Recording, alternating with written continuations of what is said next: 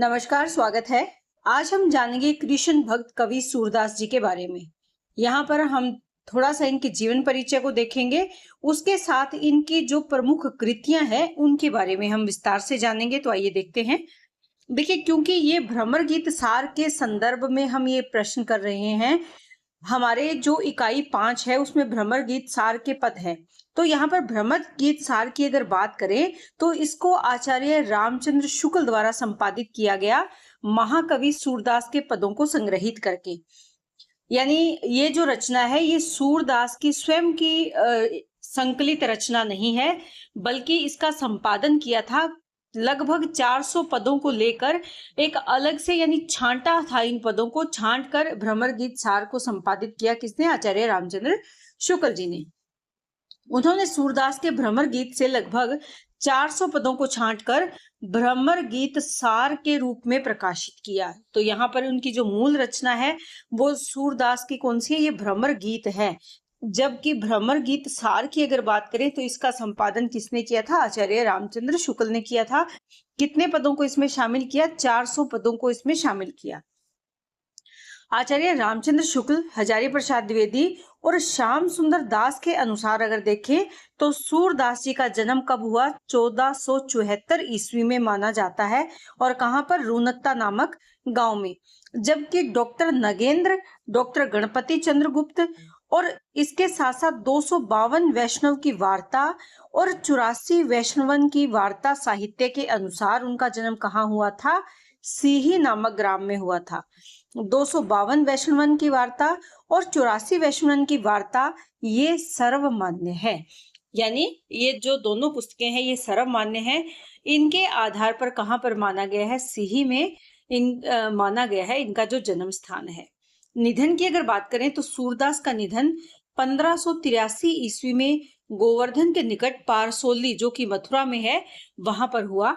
सूरदास और तुलसीदास जी की यहीं पर भेंट हुई मानी जाती है। इनके गुरु की अगर बात करें तो गुरु कौन थे? वल्लभाचार्य थे। 1509 और 10 में अगर देखें तो इन्होंने पुष्टि मार्ग की दीक्षा ली थी। किससे? वल्लभाचार्य जी से। तो इनकी कुछ महत्वपूर्ण बातें हैं जो हमें यहाँ जाननी है। लेकिन हमारा यहाँ पर जो इस संदर्भ में जानने का मूल जो उद्देश्य है, यहाँ पर भ्रमर गीत सार के पदों की व्याख्या हम करेंगे। लेकिन उससे पहले सूरदास की प्रमुख रचनाओं के बारे में हम यहाँ पर देख रहे हैं। सूरदास जी के उपनाम की अगर बात करें तो पुष्टि मार्ग का जहाज इनको किसने कहा है? विट्ठल नाथ ने कहा है। पुष्टि मार्ग का जहाज ये किस समय कहा गया? जब इनकी मृत्यु के क्षण इनके पास थे। उन मृत्यु के अंतिम क्षणों में विट्ठल नाथ जी ने कहा था कि पुष्टि मार्ग का जहाज जात है, जिसको जो लेना है सोई ले लो।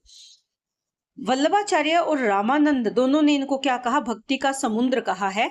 अमृतलाल नागर ने इनको खंजर नयन की उपाधि दी है। इसके साथ साथ आचार्य रामचंद्र शुक्ल ने इनको क्या कहा है? वात्सल्य रस का सम्राट कहा है। जीवनोत्सव का कवि किसने कहा? यह भी आचार्य रामचंद्र शुक्ल जी ने ही कहा है। हिंदी साहित्य के आकाश का सूर्य ये किसने कहा है? इनको भिखारी दास ने इस उपनाम से संबोधित किया है।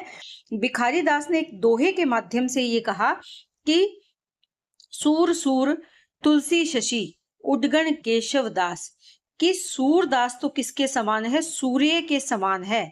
और तुलसीदास शशि यानी चंद्रमा के समान है। और उद्गण जो तारे हैं वो केशव दास उनके समान हैं।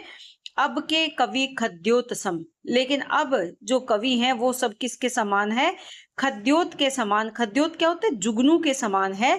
जह तह करत प्रकाश, जो यहाँ वहां प्रकाश करते हुए घूमते हैं। यानी ये सीमित क्षेत्र में भी अपना सीमित क्षेत्र रखते हैं, जबकि सूरदास सूर्य की तरह विस्तृत है।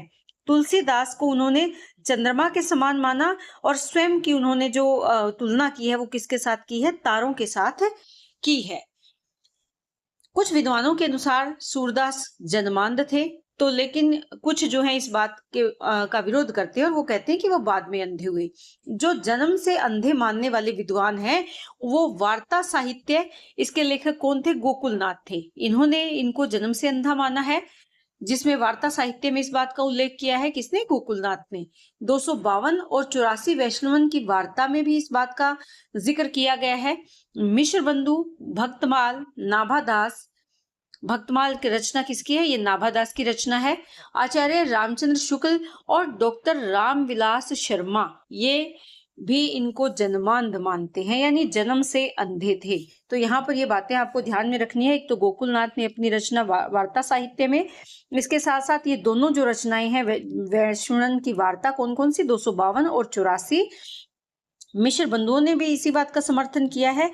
भक्तमाल के रचयिता नाभादास, आचार्य शुक्ल और डॉक्टर रामविलास शर्मा इस मत के पक्ष में है।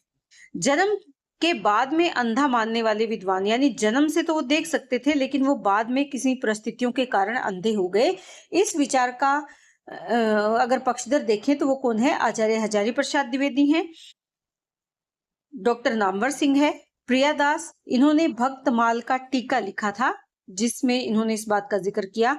मोतीलाल मनेरिया, नंद दुलारे वाजपेयी, ये वो विद्वान हैं जो मानते हैं कि सूरदास जी जन्म से अंधे नहीं थे बल्कि बाद में अंधे हुए हैं। सूरदास की अगर प्रमुख रचनाओं की बात करें तो नागरी प्रचारणी सभा जो काशी में स्थित है, इनके अनुसार इनकी कितनी प्रमुख रचनाएं हैं? 24 रचनाओं को ये उल्लेखित मानते हैं, 24 रचनाओं का उल्लेख करते हैं। पीताम्बर दत्त बड़थवाल के अनुसार इनकी रचनाओं की संख्या कितनी है? 12 है। आचार्य रामचंद्र शुक्ल के अनुसार इनकी रचनाओं की संख्या कितनी है? 9 है। आचार्य हजारी प्रसाद द्विवेदी जी इनकी रचनाओं की संख्या 7 मानते हैं। वर्तमान में इनकी केवल 3 ही रचनाएं उपलब्ध है। पंडित दीनदयाल गुप्त ने इनकी रचनाओं की संख्या कितनी मानी है? 25 मानी है। पंडित दीनदयाल गुप्त की रचना कृष्ण भक्ति सागर है। इसमें 116 कृष्ण भक्त कवियों का उल्लेख किया है, जिसमें से एक सूरदास भी है। सूरदास की प्रमाणिक रचनाएं 3 हैं, सूरसागर, सुरसारावली और साहित्य लहरी। ये इनकी 3 प्रमुख रचनाएं हैं। यहाँ पर सूरसागर की अगर बात करें तो सूरसागर की रचना श्रीमद् भागवत पुराण के आधार पर हुई है। इसमें पदों की संख्या नाभादास ने 1.25 लाख मानी है। वार्ता साहित्य में भी पदों की संख्या 1.25 लाख मानी गई है। वर्तमान में सूरसागर में 4,936 यानी लगभग 5,000 जो पद हैं वो प्राप्त होते हैं। सूरसागर का संपादन किसने किया? श्याम सुंदर दास ने किया और इसे नागरी प्रचारणी सभा काशी से 1922 ईस्वी में प्रकाशित करवाया था। इसमें पदों की संख्या जैसा कि ऊपर बताया है 4,936 है। कुछ विद्वान पदों की संख्या 6,000 भी मानते हैं। सूरसागर में अगर बात करें तो कुल कितने अध्याय हैं? कुल 12 अध्याय हैं, जिन्हें क्या कहा गया है? स्कंद कहा गया है। ये बात आप जरूर ध्यान में रखें कि सूरसागर के अध्यायों को क्या कहा गया है? तो स्कंद कहा गया है। इसमें जो 1 से 8 तक के संख्या के जो स्कंद हैं उनमें पौराणिक कथाओं को शामिल किया गया है। 9वें स्कंद में हल्का फुल्का राम कथा का भी चित्रण है। 10वां स्कंद सबसे बड़ा है और इसमें बाल लीला और रास लीला को चित्रित किया गया है। 11वें और 12वें स्कंदों में भ्रमर गीत का उल्लेख मिलता है। सूरसागर के विषय में अगर विशेष तथ्यों की बात करें तो सूरसागर मुक्तक और गेय रचना है, यानी इसे गाया जा सकता है। इसका प्रत्येक पद अपने आप में मुक्त है। इसमें कृष्ण के जन्म से लेकर मथुरा गमन तक की कथा का चित्रण किया गया है। इसमें 68 तरह के रागों का प्रयोग किया गया है।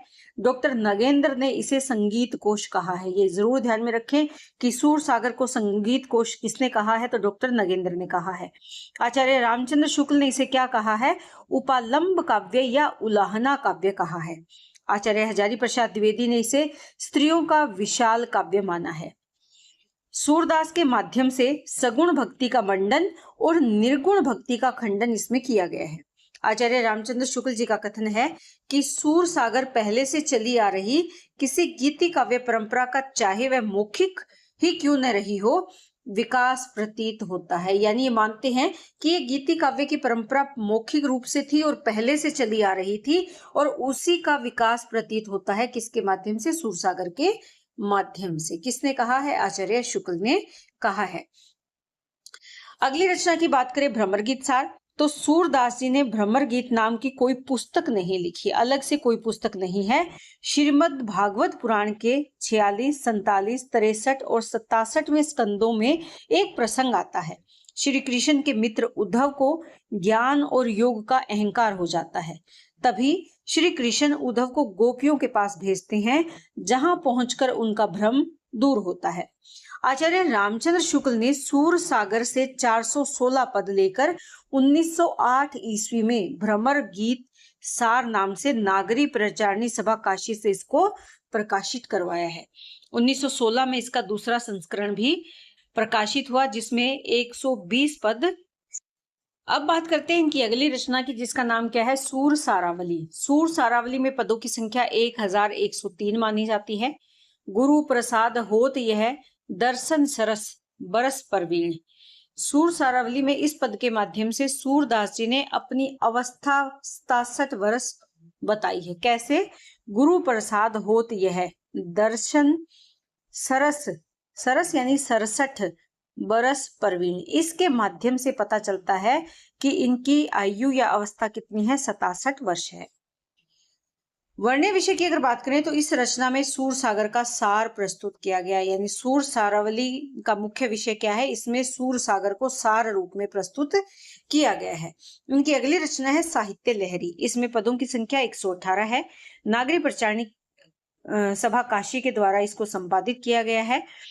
कुल मिलाकर या कुछ रचनाकार मूल रूप से इसमें 288 पद स्वीकार करते हैं।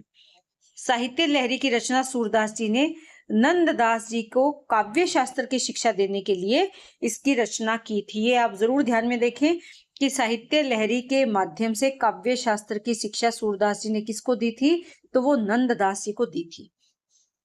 इसमें सूरदास जी ने दृष्टिपूत पदों का संकलन किया है। साहित्य लहरी में सूरदास जी ने अपने वंश का संकेत करते हुए स्वयं को किसके वंश से जोड़ा है, तो चंदबर दाई के वंशज के रूप में इन्हें माना है इन्होंने। इसका रचना काल अगर देखें तो विक्रम संवत 1627 स्वीकार किया जाता है। आचार्य रामचंद्र शुक्ल ने पदों की संख्या कितनी मानी है, तो 1607 मानी है। आचार्य रामचंद्र शुक्ल ने इसे क्या कहा है, इसे साहित्य का क्रीड़ा स्थल कहा है। किसने? जरूर ध्यान में रखें कि आचार्य रामचंद्र शुक्ल ने। सूरदास की ये सर्वाधिक विवादास्पद रचना है, क्योंकि देखिए यहाँ पर भी अगर देखें तो जो पदों की संख्या है उसमें भी काफी यहाँ पर अंतर देखा जा सकता है। तो ये काफी विवादास्पद रचना है। कुछ विद्वान इसे प्रमाणिक मानते हैं और कुछ इसे प्रमाणिक नहीं मानते। तो ये आज हमने किया सूरदास के बारे में।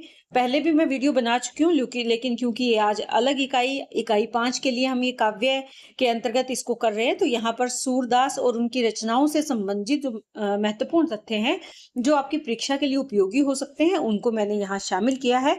बहुत जल्द मैं यहाँ भ्रमर गीत के जो पद संख्या है 21 से लेकर 70 तक उनकी व्याख्या भी मैं लेकर आऊंगी। तो इसी तरह चैनल से जुड़े रहें। बहुत बहुत धन्यवाद।